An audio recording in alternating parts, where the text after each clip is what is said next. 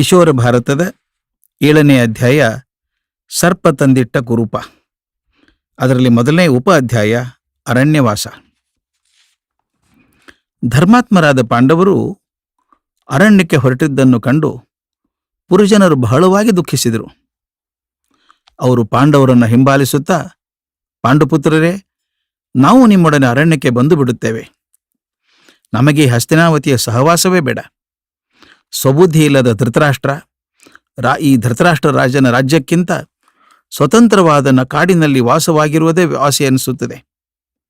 ತುಂಬಿದ ಸಭೆಯಲ್ಲಿ ದ್ರೌಪದಿಯನ್ನು ಅವಮಾನಿಸುತ್ತಿದ್ದಾಗಲೂ ಕಣ್ಮುಚ್ಚಿ ಕುಳಿತಿದ್ದ ರಾಜಸಭೆಯ ಹಿರಿಯರ ರಕ್ಷಣೆಗಿಂತ ನಾವು ನಿಮ್ಮ ಸಹಯೋಗವನ್ನೇ ಅಪೇಕ್ಷಿಸುತ್ತೇವೆ. ಈ ದುರ್ಯೋಧನಾದಿ ದುಷ್ಕರ್ಮಿಗಳ ಸಹವಾಸಕ್ಕಿಂತ ಕಾಡಿನ ದುಷ್ಟ ಪ್ರಾಣಿಗಳ ಒಡನಾಟವೇ ಮೇಲು. ಪಾಂಡವರನ್ನು ಕೆಣಕಿದ್ರೆ ಪರಿಣಾಮ ಏನಾಗ್ತದೆ ಅನ್ನೋ ತಿಳಿಯದ ಮೂರ್ಖರೊಡನೆ ನಾವು ಬಾಳಲಾರೆವು. ಮೂರ್ಖರ ಸಹವಾಸದಿಂದ ಯಾರಿಗೂ ಒಳ್ಳೆಯದಾಗೋದಿಲ್ಲ. ಅನ್ಯಾಯ ಅಧರ್ಮಿಗಳ ರಾಜ್ಯದೊಳಗಿದ್ರೆ ಪ್ರಜೆಗಳು ಅಧರ್ಮೇರೇ ಆಗಿಬಿಡುತ್ತಾರೆ. ಆದ್ದರಿಂದ ನಾವು ನಿಮ್ಮೊಡನೆ ಬರ್ತೇವೆ ಅಂದರು. ಆಗ ಯುಧಿಷ್ಠಿರ, ನಾಗರಿಕರೇ, ನೀವು ನಮ್ಮಲ್ಲಿಟ್ಟಿರುವಂಥ ಅಭಿಮಾನದಿಂದ ನಮ್ಮ ಹೃದಯ ತುಂಬಿ ಬರುತ್ತದೆ. ನಿಜಕ್ಕೂ ನಾವು ಧನ್ಯರು. ನಿಮ್ಮ ಪ್ರೀತಿ ವಿಶ್ವಾಸಗಳ ರಕ್ಷೆ ಹೊತ್ತು ನಾವು ಕಾಡಿಗೆ ಹೊರಟಿದ್ದೇವೆ. ನಮ್ಮನ್ನು ಆಶೀರ್ವದಿಸಿ ಕಳಿಸ್ಕೊಡಿ. ಆದರೆ ನೀವು ನಮ್ಮೊಡನೆ ಬರೋದು ಖಂಡಿತ ಉಚಿತ ಅಲ್ಲ.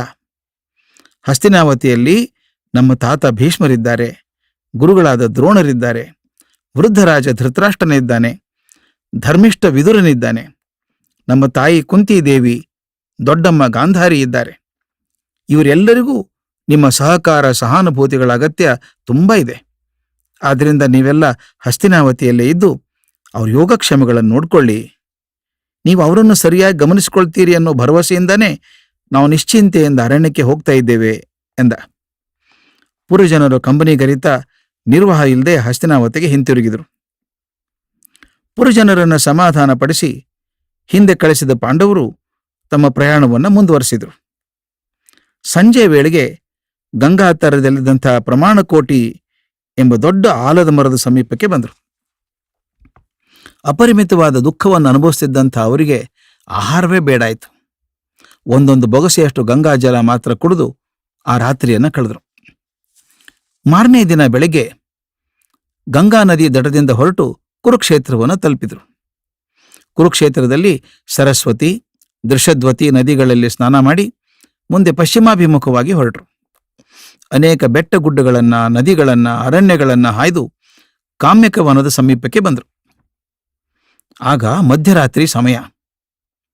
ಅವರು ಕಾಮ್ಯಕವನವನ್ನು ಪ್ರವೇಶ ಮಾಡಬೇಕು ಅಂದುಕೊಂಡಾಗ ಭಯಂಕರ ರೂಪದ ರಾಕ್ಷಸ ಒಬ್ಬನ ಅಡ್ಡಗಟ್ಟಿದ. ಅವನು ಬಹಳ ಎತ್ತರವಾಗಿದ್ದ. ಕೋರೆ ದಾಡಿಗಳಿಂದ ಕೂಡಿ ಭೀಕರವಾದ ಆಕಾರವನ್ನು ಹೊಂದಿದ್ದ. ಅವನ ಕಣ್ಣುಗಳು ಕೆಂಡವನ್ನು ಉಗುಳುವಂತಿದ್ದುವು. ಅವನ ಹೆಸರು ಕಿರ್ಮೀರ ಅಂತ. ಅವನು ಬಕಾಸುರನ ತಂಬ, ಹಿಡಿಂಬನ ಗೆಳೆಯ. ಅವನು ಪಾಂಡವರನ್ನು ಕುರಿತು ನೀವಾರು ಅಂತ ಕೇಳಿದ. ಆಗ ಭೀಮಸೇನ, ನಾವು ಪಾಂಡವರು, ನನ್ನ ಹೆಸರು ಭೀಮಸೇನ, ನಮಗೆ ಕಡ್ಡಾಗಿ ನಿಂತಿದ್ದೀಯಾ, ದಾರಿ ಬಿಡು ಎಂದ. ತನ್ನಣ್ಣ ಬಕಾಸುರ ಮತ್ತು ಗೆಳೆಯ ಹಿಡಿಂಬನನ್ನು ಕೊಂದಂಥ ಭೀಮನ ಮೇಲೆ ಪ್ರತೀಕಾರ ಕೊಳ್ಳೋದಕ್ಕೆ ಕಿರ್ಮೀರ ಬಹಳ ದಿವಸದಿಂದ ಕಾಯ್ತಾ ಇದ್ದ. ತನ್ನೆದುರೇ ಬಂದು ನಿಂತ ಭೀಮಸೇನನ್ನು ಕಂಡು ಅವನ ಕೋಪ ಉಕ್ಕಿತು. ಆಹಾ, ಈ ಭೀಮಸೇನಿಗೆ ಸರಿಯಾಗಿ ಬುದ್ಧಿ ಕಲಿಸ್ತೇನೆ ಅನ್ಕೊಂಡು ಅವನು ಭೀಮನ ಮೇಲೆ ಆಕ್ರಮಣ ಮಾಡಿದ. ಕೌರವರ ಮೇಲಿನ ಕೋಪದಿಂದ ಕುದೀತಿದ್ದಂಥ ಭೀಮನಿಗೆ ಕಿರ್ಮೀರನ ವರ್ತನೆಯಿಂದ ಉರಿಯುವ ಒಲೆಗೆ ಉಪ್ಪು ಹಾಕಿದಂಗಾಯ್ತು. ಅವನು ತನ್ನ ಎಲ್ಲ ಶಕ್ತಿಯನ್ನ ಕೇಂದ್ರೀಕರಿಸಿ ಕಿರ್ಮೀರನ್ನ ಗುದ್ದಿದ. ಆಯ ತಪ್ಪಿಸಿ ಅವನ ನೆಲದ ಮೇಲೆ ಬೀಳಿಸಿದ. ಅವನ ಎರಡೂ ಕಾಲುಗಳನ್ನು ತಿರುಚಿ ಮುರಿದು ಹಾಕಿದ. ಕುತ್ತಿಗೆಯ ನಮುಕಿ ಉಸಿರುಗಟ್ಟಿಸಿದ. ಕಿರ್ಮೀರ ಉಸಿರಾಡೋದಕ್ಕೂ ಆಗದೇನೆ, ಅವಕಾಶ ದಿಗದೇನೆ ಪ್ರಾಣ ಬಿಟ್ಟ. ನಂತರ ಪಾಂಡವರು ದ್ರೌಪದಿಯೊಡನೆ ಕಾಮ್ಯಕವನವನ್ನು ಪ್ರವೇಶ ಮಾಡಿದರು. ಈ ಕಾಮ್ಯಕವನ ಸರಸ್ವತಿ ನದಿ ತೀರದಲ್ಲಿರುವಂಥ ಬಹಳ ಮನೋಹರವಾದಂಥ ಒಂದು ವನ. ಅನೇಕ ವಿಧವಾದ ಪಕ್ಷಿ ಸಂಕುಲದಿಂದ, ಜಿಂಕೆ, ಸಾರಂಗ ಮೊದಲಾದ ಸುಂದರವಾದ ಸಾಧು ಪ್ರಾಣಿಗಳಿಂದ ತುಂಬಿದ್ದ ಆ ವನದಲ್ಲಿ ಪಾಂಡವರು ಉಳ್ಕೊಂಡ್ರು. ಕಾಮ್ಯಕವನದಲ್ಲಿ ಪಾಂಡವರು ಪರ್ಣಶಾಲೆಯೊಂದನ್ನು ನಿರ್ಮಿಸಿಕೊಂಡ್ರು. ಕುಲಪುರೋಹಿತರಾದಂತಹ ಧೌಮ್ಯರು, ಯುಧಿಷ್ಠಿರ, ಕಾಡಿನಲ್ಲಿ ನೀವು ಆಹಾರಕ್ಕಾಗಿ ಕಷ್ಟಪಡಬೇಡಿ. ಸಕಲ ಜೀವಿಗಳ ರಕ್ಷಕನಾದ ಸೂರ್ಯದೇವನನ್ನು ಆರಾಧಿಸಿ, ಅವನು ನಿಮ್ಮ ಆಹಾರ ಸಮಸ್ಯೆಯನ್ನು ನೀಗಿಸ್ತಾನೆ ಅಂತ ಹೇಳಿದರು. ಅದರಂತೆ ಯುಧಿಷ್ಠಿರ ಸೂರ್ಯ ಭಗವಾನನು ಉಪಾಸನೆ ಮಾಡಿದ. ಸೂರ್ಯದೇವ ಪ್ರತ್ಯಕ್ಷನಾಗಿ, ಯುಧಿಷ್ಠಿರ, ನಿನ್ನ ಕೋರಿಕೆ ಏನು ಎನ್ನುವುದು ನನಗೆ ತಿಳಿದಿದೆ. ಇಗೋ, ಈ ಪಾತ್ರೆ ತಗೋ. ಈ ಪಾತ್ರೆಯಿಂದ ಪ್ರತಿದಿನವೂ ನಿಮಗೆ ಬೇಕಾದಂಥ ಆಹಾರ ಸಿಗ್ತದೆ ಅಂತ ಹೇಳಿ ಅವನೊಂದು ಅಕ್ಷಯ ಪಾತ್ರೆಯನ್ನು ಅನುಗ್ರಹ ಮಾಡಿದ. ಹೀಗೆ ಪಾಂಡವರ ಆಹಾರ ಸಮಸ್ಯೆ ಸುಲಭವಾಗಿ ಬಗೆಹರಿತು. ಪಾಂಡವರು ವನವಾಸಕ್ಕೆ ಹೊರಟ ವಿಷಯ ಕೃಷ್ಣನಿಗೆ ತಡವಾಗಿ ತಿಳಿಯಿತು. ಅವನು ಹುಡುಕೊಂಡು ಕಾಮ್ಯಕವನಕ್ಕೆ ಬಂದ. ಪಾಂಡವರು, ದ್ರೌಪದಿ ಆ ದೇವಾದಿದೇವನನ್ನ ಆದರದಿಂದ ಬರಮಾಡಿಕೊಂಡ್ರು. ಯಥೋಚಿತವಾಗಿ ಸತ್ಕಾರ ಮಾಡಿ ಕುಶಲ ಪ್ರಶ್ನೆ ಮಾಡಿದರು. ಆ ನಂತರ ದ್ಯೂತದ ಪ್ರಸ್ತಾಪ ಬಂತು. ಆ ವಿಷಯ ಬಂದ ಕೂಡಲೇ ದ್ರೌಪದಿಗೆ ದುಃಖ ಉಕ್ಕಿ ಬಂತು. ಅವಳು ಕಣ್ಣೀರು ಸುರಿಸ್ತಾ, ಶ್ರೀಕೃಷ್ಣ, ಆ ಬಗ್ಗೆ ಮಾತಾಡಿದಷ್ಟು ನನ್ನ ದುಃಖ ಹೆಚ್ಚಾಗ್ತದೆ. ಚಕ್ರವರ್ತಿ, ಸಾರ್ವಭೌಮರು ಎಂದು ಮೆರೆದಂಥ ಪಾಂಡವರ ಇಂದಿನ ವೇಷಭೂಷಣ ನೋಡು. ಧರ್ಮಾತ್ಮನಾದಂಥ ಯುಧಿಷ್ಠಿರ, ಮಹಾಪರಾಕ್ರಮಿಯಾದಂಥ ಭೀಮ, ಗಾಂಡೀವಿಯಾದಂಥ ಪಾರ್ಥ, ಧೀರೋದಾತ್ತರಾದಂಥ ನಕುಲ ಸಹದೇವರು ನಾರು ಬಟ್ಟೆ ಉಟ್ಕೊಂಡು ಅರಣ್ಯಕ್ಕೆ ಬರ್ತಾರೆ ಅಂತ ಯಾರು ತಾನೇ ಊಹಿಸಿದ್ರು? ಆ ಮಹಾಪರಾಕ್ರಮಿಗಳ ಕೈ ಹಿಡಿದು ಭರತ ವಂಶದ ಸೊಸೆಯಾಗಿ ಬಂದಂಥ ನನಗೆ ಈಗ ಬಂದಿರುವಂಥ ದುರ್ದಶೆಗೆ ನಾನು ಯಾರಂತಾನೆ ಹೇಳಿಬೇಕು? ತುಂಬಿದ ಸಭೆಯಲ್ಲಿ ನನಗಾದ ಅಪಮಾನವನ್ನು ಸ್ಮರಿಸಿಕೊಂಡು ನಾನು ಹೇಗೆ ಸುಮ್ಮನಿರಲಿ ಎಂದ್ಲು. ಹಳೆಯ ನೆನಪಿನಿಂದ ದ್ರೌಪದಿಗೆ ಕೋಪ, ಅಪಮಾನಗಳು ಮರುಕಳಿಸಿದಂಗಾಯ್ತು. ಅವಳ ದೇಹ ಕಂಪಿಸ್ತು. ಅವಳು ಸ್ವಲ್ಪ ಸಾವರಿಸ್ಕೊಂಡು, ಕೃಷ್ಣ, ಅಂದಿನ ಸಭೆಯಲ್ಲಿ ನನ್ನ ಅಮಾನುಷವಾಗಿ ಎಳೆದಾಡಿದರು. ಭಯದಿಂದ, ಅಪಮಾನದಿಂದ ಅಳುತ್ತಾ ಇದ್ದಂಥ ನನ್ನನ್ನು ಕಂಡು ಆ ಪಾಪಿ ದುರ್ಯೋಧನ ಹಾಸ್ಯ ಮಾಡಿ ನಕ್ಕ. ನನ್ನ ಗಂಡಂದರ ಎದುರಿಗೆ ದುರುಳ ದುಶ್ಯಾಸನ ಎಳೆದಾಡಿದಾಗ ಆ ನನ್ನ ಹಿರಿಯ ಮಾವ ಧೃತರಾಷ್ಟ್ರ ಮಹಾರಾಜರು ಸುಮ್ಮನಿದ್ರಲ್ಲ. ನನ್ನ ದೌರ್ಭಾಗ್ಯವನ್ನು ಏನಂತ ಹೇಳ್ಕೊಳ್ಳಿ? ಅಷ್ಟೇ ಏಕೆ ಕೃಷ್ಣ, ನನ್ನ ಪರಾಕ್ರಮಿ ಪತಿಗಳಾದ ಪಂಚಪಾಂಡವರೇ ನಿಸ್ಸಹಾಯಕರಾಗಿ ಕುಳಿತಿದ್ರು ಎಂದ ಮೇಲೆ ನಾನು ಬೇರೆಯವರನ್ನು ಯಾಕೆ ದೂಷಿಸಲಿ? ದುರ್ಬಲರಾದ ಗಂಡಂದರೂ ಸಹ ಸಹಧರ್ಮಿಣಿಯರ ಮಾನವನ್ನು ಕಾಪಾಡುತ್ತಾರೆ. ಅದೇ ನಿಜವಾದ ಧರ್ಮ. ಆದರೆ ತಮ್ಮ ಧರ್ಮಪತ್ನಿಯಾದವಳನ್ನ ಪರಪುರುಷ ದಾಸಿಗಿಂತ ಹೀನವಾಗಿ ನಡೆಸ್ಕೊಂಡಾಗ್ಲೂ ಹೇಡಿಗಳಂತೆ ಸುಮ್ಮನಿದ್ದಂಥ ಭೀಮಸೇನನ ಭುಜಬಲಕ್ಕೆ ಧಿಕ್ಕಾರ ಇರಲಿ, ಅರ್ಜುನನ ಗಾಂಡೀವ್ಯಕ್ಕೆ ಧಿಕ್ಕಾರ ಇರಲಿ ಅಂತ ಹೇಳಿ ಬಿಕ್ಕಿ ಬಿಕ್ಕಿ ಅತ್ಲು. ದ್ರೌಪದಿಯ ದುಃಖವನ್ನು ಕಂಡು ಕೃಷ್ಣನ ಮನಸ್ಸಿಗೂ ಬಹಳ ವೇದನೆ ಆಯಿತು. ಅವನವಳನ್ನು ಸಮಾಧಾನ ಮಾಡ್ತಾ, ತಂಗಿ, ಅಳಬೇಡಮ್ಮ, ಕೊಂಚ ಕಾಲ ನೀನು ದುಃಖವನ್ನು ಸಂತೈಸ್ಕೊ. ದುರ್ಯೋಧನಾದಿಗಳ ಪಾಪದ ಕೊಡ ತುಂಬಿ ಬಂದಿದೆ. ಅದಕ್ಕೆ ಅವರು ತಕ್ಕ ಪ್ರಾಯಶ್ಚಿತ್ತವನ್ನು ಖಂಡಿತ ಅನುಭವಿಸ್ತಾರೆ. ನಿನಗೆ ಅಪಮಾನ ಮಾಡಿದವರೆಲ್ಲ ರಣರಂಗದ ರಕ್ತದ ಮಡುವಿನಲ್ಲಿ ಬಿದ್ದು ಹೊರಳಾಡುವುದನ್ನು, ಅರ್ಜುನನ ಗಾಂಡೀವ, ಭೀಮನ ಗದೆ ಶತ್ರುಗಳನ್ನು ಯಮಸದನಕ್ಕೆ ಅಟ್ಟೋದನ್ನು ನೀನೇ ಕಾಣ್ತೀಯ. ಅವರು ಅಳುವಂಥ, ಯಾತನೆಯನ್ನು ಅನುಭವಿಸುವಂಥ, ಆರ್ತನಾದ ಮಾಡುವ ದೃಶ್ಯವನ್ನ ನಿನ್ನ ಕಣ್ಣೆದುರಿಗೆ ಕಾಣ್ತೀಯ. ಯುಧಿಷ್ಠಿರ ಮತ್ತೆ ಸಿಂಹಾಸನವನ್ನು ಏರ್ತಾನೆ. ನೀನು ಪುನಃ ಚಕ್ರವರ್ತಿನಿಯಾಗ್ತೀಯ, ಇದು ಖಂಡಿತ ಎಂದ.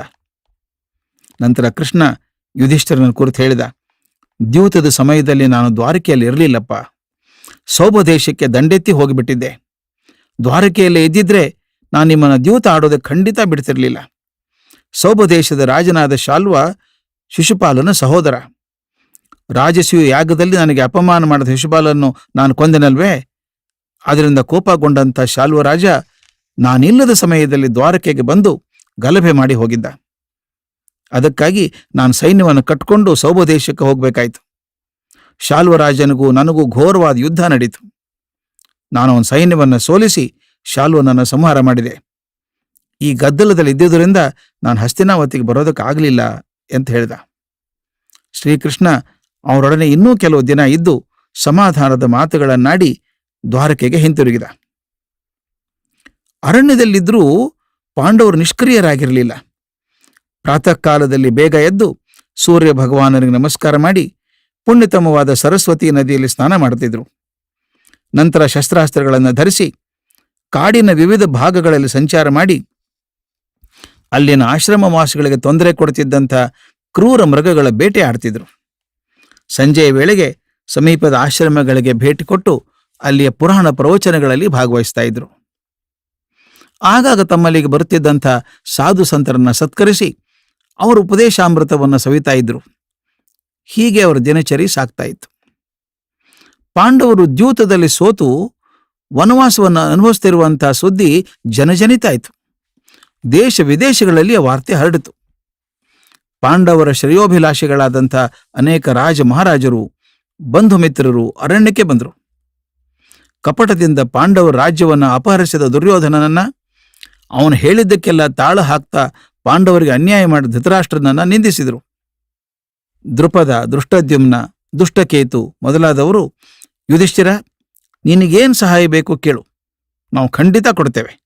ಈಗಲೇ ಬೇಕಾದರೆ ದುರ್ಯೋಧನನ ಮೇಲೆ ದಂಡೆತ್ತಿ ಹೋಗೋಣ, ಅವನನ್ನು ಯುದ್ಧದಲ್ಲಿ ಸೋಲಿಸಿ ನಿನ್ನ ರಾಜ್ಯವನ್ನು ಮರಳಿ ಪಡೆಯುವಂತೆ ಅಂದರು. ಆಗ ಯುಧಿಷ್ಠಿರ ಹೇಳಿದ, ಬಂಧುಗಳೇ, ನಿಮ್ಮೆಲ್ಲರ ಅಭಿಮಾನದಿಂದ ನಾನು ಧನ್ಯನಾಗಿದ್ದೇನೆ. ಆದರೆ ಈಗ ಯಾವುದೇ ಸಹಾಯವನ್ನು ಸ್ವೀಕರಿಸಲಾರೆ. ಯಾಕೆಂದರೆ ನಾವು ಜೂಜಿನ ನಿಯಮದ ಪ್ರಕಾರ ಅರಣ್ಯಕ್ಕೆ ಬಂದಿದ್ದೇವೆ. ಆ ನಿಯಮಕ್ಕೆ ಒಳಪಟ್ಟು ನಡ್ಕೊಳ್ತೇವೆ. ಆದ್ದರಿಂದ ಈಗ ಯುದ್ಧದ ಪ್ರಶ್ನೆಯೇ ಇಲ್ಲ. 12 ವರ್ಷ ವನವಾಸ, 1 ವರ್ಷ ಅಜ್ಞಾತವಾಸ ಮುಗಿಯುವವರೆಗೆ ನಾವು ಹಸ್ತಿನಾವತಿಗಾಗಲಿ ಇಂದ್ರಪ್ರಸ್ಥಕ್ಕಾಗಲಿ ಹಿಂತಿರುಗೋದಿಲ್ಲ. ಆ ನಂತರ ಅಗತ್ಯ ಬಿದ್ದರೆ ಖಂಡಿತ ನಿಮ್ಮೆಲ್ಲರ ನೆರವು ಪಡಿತೇವೆ ಎಂದ. ತಾನು, ತನ್ನ ತಮ್ಮಂದಿರು ದುರ್ಯೋಧನನಿಂದ ಅನ್ಯಾಯಕ್ಕೆ ಗುರಿಯಾಗಿದ್ದರೂ ಕೂಡ ತಾವು ಧರ್ಮ ಮಾರ್ಗವನ್ನು ಮಾತ್ರ ಬಿಡೋದಿಲ್ಲ ಎನ್ನುವ ಯುಧಿಷ್ಠಿರನ ಮಾತುಗಳಿಂದ ಅವರು ಎಲ್ಲರೂ ಪ್ರಭಾವಿತರಾದರು. ಕೆಲವು ಕಾಲದ ನಂತರ ಪಾಂಡವರು ಕಾಮ್ಯಕವನವನ್ನು ಬಿಟ್ಟು ದ್ವೈತವನಕ್ಕೆ ಹೊರಟರು. ಆ ದ್ವೈತವನ ಕೂಡ ಸರಸ್ವತಿ ನದಿ ತೀರದಲ್ಲೇ ಇತ್ತು. ಆ ಅರಣ್ಯದಲ್ಲಿ ತಾಳೆ, ಮಾವು, ಮಧುಕ, ಕದಂಬ ಮೊದಲಾದ ವೃಕ್ಷಗಳು ಫಲಪುಷ್ಪಗಳಿಂದ ಕೂಡಿ ಕಂಗೊಳಿಸ್ತಾ ಇದ್ವು. ಮಯೂರಗಳು ಮನೋಹರವಾಗಿ ನಾಟ್ಯ ಮಾಡ್ತಾ ಇದ್ವು. ಚಾತಕ, ಚಕೋರ, ಕೋಗಿಲೆಗಳು ಇಂಪಾಗಿ ಹಾಡ್ತಾ ಇದ್ವು. ಅನೇಕ ಮಹರ್ಷಿಗಳು ಅರಣ್ಯದಲ್ಲಿ ತಪಸ್ಸು ಮಾಡ್ತಾ ಇದ್ರು. ದ್ವೈತವನದಲ್ಲಿದ್ದಂಥ ದ್ವೈತ ಸರೋವರ ಮನೋಲ್ಲಾಸಕಾರಿಯಾಗಿತ್ತು. ಪಾಂಡವರು ದ್ವೈತವನದಲ್ಲಿ ಅನೇಕ ವರ್ಷಗಳನ್ನು ಕಳೆದರು. ಕಾಲಕಾಲಕ್ಕೆ ತಕ್ಕಂತೆ ಪ್ರಕೃತಿ ಧರಿಸ್ತಿದ್ದಂಥ ವಿವಿಧ ಋತುಗಳ ಸೌಮ್ಯ ಸೌಂದರ್ಯವನ್ನ, ರೌದ್ರ ರಮಣೀಯತೆಯನ್ನ ನೋಡಿ ಆನಂದಪಟ್ಟರು. ಮಳೆಗಾಲದ ವರ್ಷ ಋತು ಗುಡುಗು ಸಿಡ್ಲುಗಳ ಆರ್ಭಟದಿಂದ ಪ್ರಾರಂಭ ಆಯಿತು. ಆಗಸದಲ್ಲಿ ಕಾರ್ಮೋಡಗಳ ಕವಿದು ಧಾರಾಕಾರವಾದ ಮಳೆ ಸುರಿಯಿತು. ಭೂಮಿಯ ಮೇಲೆ ಹಗಲಿನ ಸೂರ್ಯನ ಪ್ರಕಾಶಕ್ಕಿಂತ ರಾತ್ರಿಯ ಮಿಂಚಿನ ಕಾಂತಿಯೇ ಹೆಚ್ಚಾಗಿತ್ತು. ಹಳ್ಳ ಕೊಳ್ಳಗಳು, ಕೆರೆ ಕೊಳಗಳು ತುಂಬಿ ಕೋಡಿ ಹರಿದವು. ಅರಣ್ಯ ಮಧ್ಯದಲ್ಲಿ ನದಿಗಳು ತುಂಬ ನೆರೆಯೊಂದಿಗೆ ಸರ್ಪದಂತೆ ಹರಿಯುತ್ತಿದ್ದವು.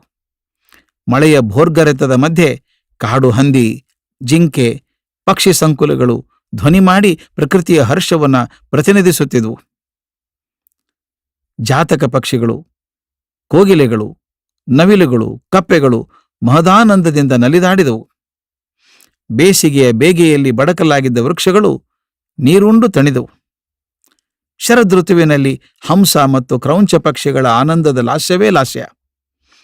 ಇಡೀ ಅರಣ್ಯವೇ ಹಸಿರು ಹುಲ್ಲಿನ ಹಾಸಿಗೆಯಾಗಿತ್ತು. ನದಿಗಳು ಶಾಂತವಾಗಿ ಹರಿಯುತ್ತಿದ್ದವು. ಸರೋವರಗಳಲ್ಲಿ ಅರಳಿದ ಕಮಲ ಪುಷ್ಪಗಳು ಕಣ್ಣಿಗೆ ಹಬ್ಬವನ್ನುಂಟು ಮಾಡುತ್ತಿದ್ದವು.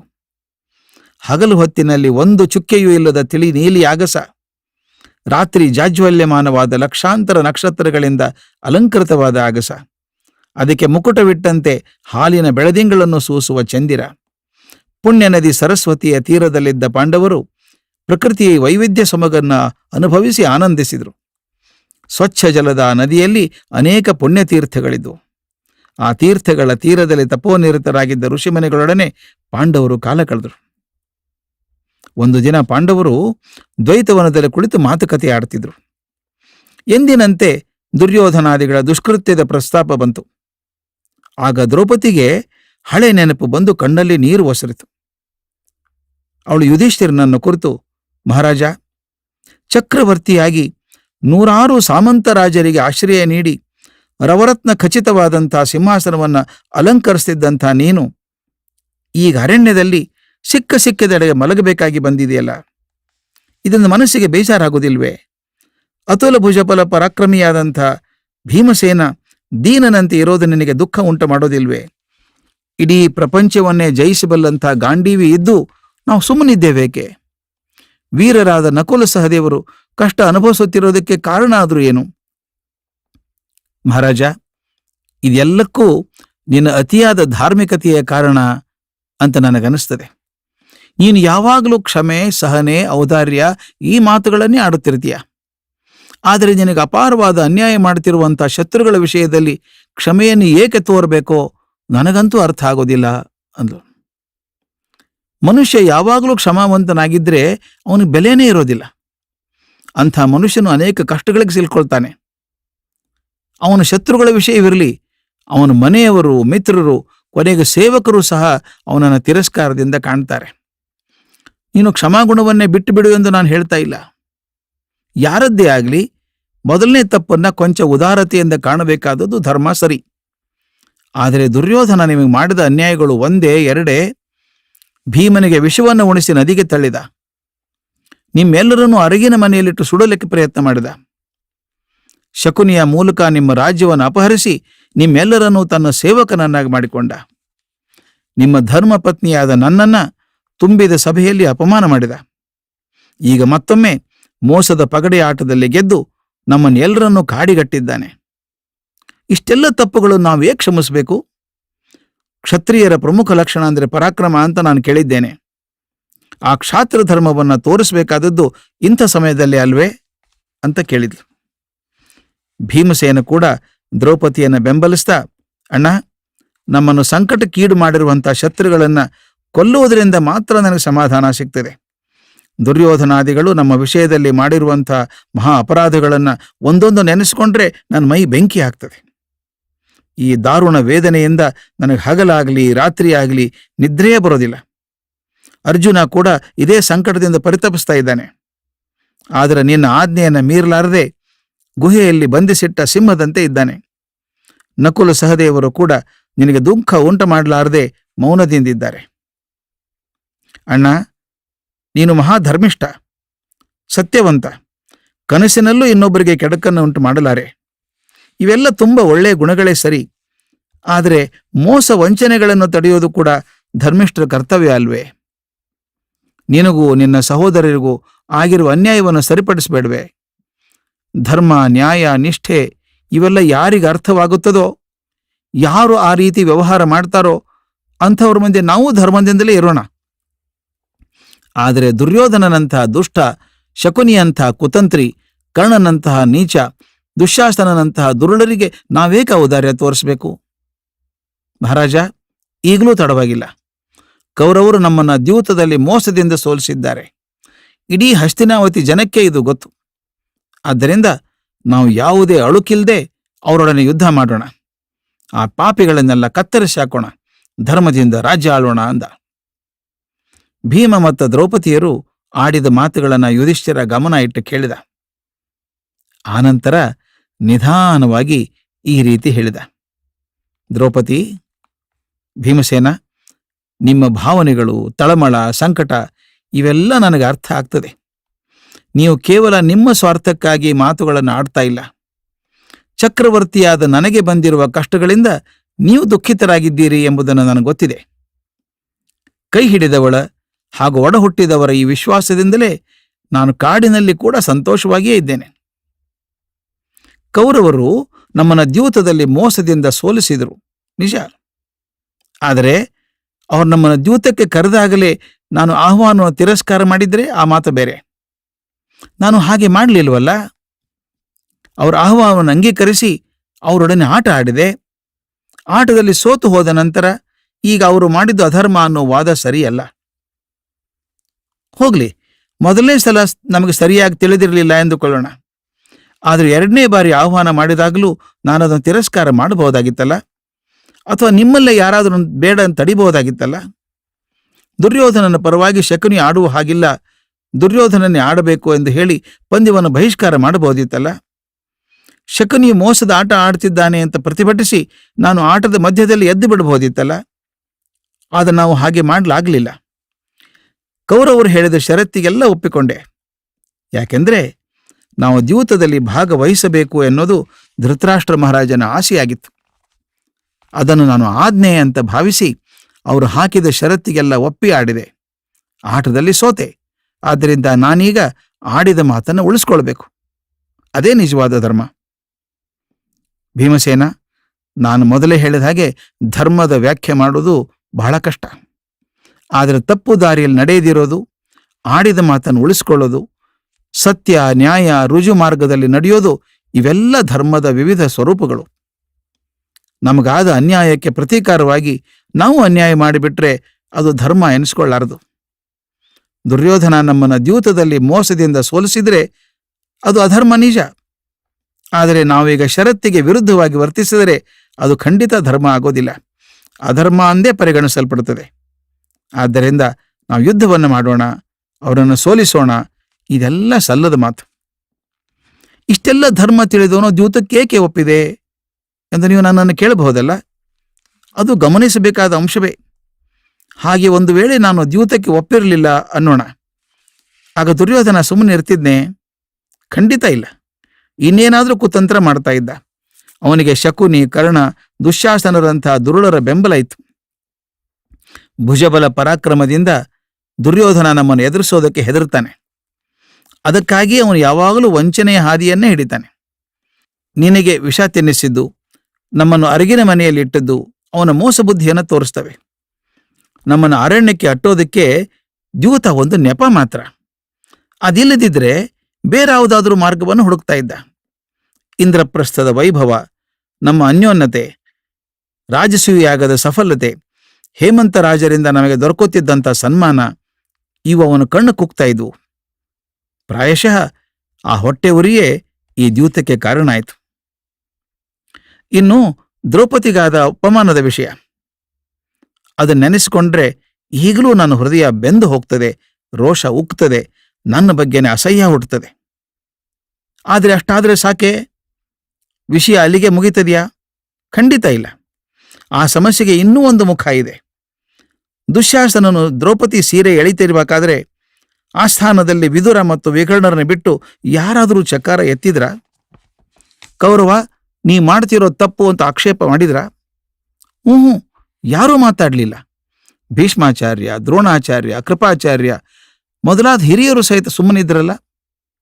ಇದಕ್ಕೆ ಕಾರಣ ಅಂದರೆ ಅವರೆಲ್ಲ ಕೌರವರ ಆಶ್ರಯದಲ್ಲಿದ್ದಾರೆ. ತಮಗೆ ಆಶ್ರಯ ನೀಡಿದವರನ್ನ ವಿರೋಧಿಸುವ ಸಾಹಸವನ್ನ ಯಾರೂ ತೋರಲಾರರು. ತಮ್ಮ ಆಶ್ರಯದಾತ ಮಾಡ್ತಿರುವ ಕಾರ್ಯ ತಪ್ಪು ಅಂತ ತಿಳಿದಿದ್ರೂ ಕೂಡ ಅವರು ಮೌನವಾಗಿರ್ತಾರೆ. ಅದೊಂದು ರೀತಿಯ ಧರ್ಮ ಸಂಕಟ. ಅವರನ್ನು ಆಕ್ಷೇಪ ಮಾಡೋಕ್ಕಾಗೋದಿಲ್ಲ. ಭೀಮಸೇನ, ನನಗೆ ಯುದ್ಧದಲ್ಲಿ ನಂಬಿಕೆ ಇಲ್ಲ ಅಂತ ತಿಳಿಬೇಡ. ಕ್ಷತ್ರಿಯನಾದವನು ಯುದ್ಧಕ್ಕೆ ಸಿದ್ಧನಾಗಿರಲೇಬೇಕು. ಅದು ತನ್ನ ಅಭಿಮಾನ ಹಿತಾಸಕ್ತಿಗಳನ್ನು ಕಾಪಾಡಿಕೊಳ್ಳೋದಕ್ಕೆ ಇರಬಹುದು, ಅಥವಾ ಪ್ರಜೆಗಳ ರಕ್ಷಣೆ ಸಲುವಾಗಿ ಇರಬಹುದು, ಇಲ್ಲವೇ ಅನ್ಯಾಯ ಆಕ್ರಮಣಗಳನ್ನು ತಡೆಗಟ್ಟಲೆಂದೇ ಇರಬಹುದು. ಮುಂದೊಂದು ದಿನ ನಾವು ಅಂತಹ ಒಂದು ಕಾರಣಕ್ಕಾಗಿ ಯುದ್ಧವನ್ನು ಮಾಡಬೇಕಾಗಿ ಬರಬಹುದು. ಏಕೆಂದರೆ ನಾವು 12 ವರ್ಷ ವನವಾಸ, 1 ವರ್ಷ ಅಜ್ಞಾತವಾಸ ಮುಗಿಸಿದರೂ ಸಹ ದುರ್ಯೋಧನ ನಮ್ಮ ರಾಜ್ಯವನ್ನು ಹಿಂದಿರುಗಿಸ್ತಾನೆ ಅನ್ನೋ ನಂಬಿಕೆ ನನಗಿಲ್ಲ. ಅಂಥ ಸಂದರ್ಭ ಸೃಷ್ಟಿಯಾದರೆ ನಾವು ಯುದ್ಧ ಹೂಡಲೇಬೇಕಾಗ್ತದೆ. ಆಗ ಯುದ್ಧ ಮಾಡುವುದೇ ಧರ್ಮ ಅನಿಸ್ಕೊಳ್ಳುತ್ತೆ. ಒಂದು ವೇಳೆ ಅಂಥ ಯುದ್ಧ ಮಾಡುವ ಅಗತ್ಯ ಬಂದರೆ ಭೀಷ್ಮ ದ್ರೋಣರು, ಕೃಪ ಅಶ್ವತ್ಥಾಮರು ತಮ್ಮ ಆಶ್ರಯದಾತರಾದ ಕೌರವರ ಕಡೆಗೆ ಸೇರ್ತಾರೆ. ಧನುರ್ವಿದ್ಯಾ ಪ್ರವೀಣನಾದ ಕರ್ಣನಂತೂ ಅವ್ರ ಜೊತೆಯಲ್ಲೇ ಇದ್ದಾನೆ. ಅಲ್ಲದೆ ಈ 13 ವರ್ಷಗಳ ಅವಧಿಯಲ್ಲಿ ದುರ್ಯೋಧನ ಇನ್ನೂ ಯಾವ ರಾಜ್ಯಗಳ ಸಾಮಂತರನ್ನ ತನ್ನ ಕಡೆ ತಿರುಗಿಸ್ಕೊಳ್ತಾನೋ ಗೊತ್ತಿಲ್ಲ. ಯಾವಾಗಲೂ ಅಧಿಕಾರದಲ್ಲಿರುವವರ ಕಡೆಗೆ ಜನ ಬಾಳ್ತಾರೆ. ಹೀಗಾಗಿ ನಮಗಿಂತ ದುರ್ಯೋಧನನಿಗೆ ಹೆಚ್ಚು ಬೆಂಬಲ ಸಿಕ್ಕೋದು ಖಂಡಿತ.